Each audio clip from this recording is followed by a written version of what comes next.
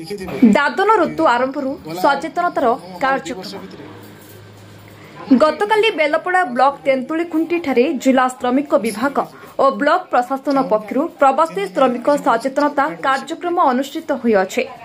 एथिरे गोष्ठी उन्नयन अधिकारी राजेश मेहर, बीपीएम नीलमाधव साहू, अतिरिक्त गोष्ठी शिक्षा अधिकारी चतुर्भुज मिर्धा, सीडीपीओ विद्युत प्रभा नाग, वीएडब्ल्यू सिद्धार्थ साहू, प्राणी चिकित्सक अधिकारी शंकर मेहर, डीबीएम नीलमाधव साहू, एससीडब्ल्यू विकास प्रधान प्रमुख अधिकारी जोग देथिले।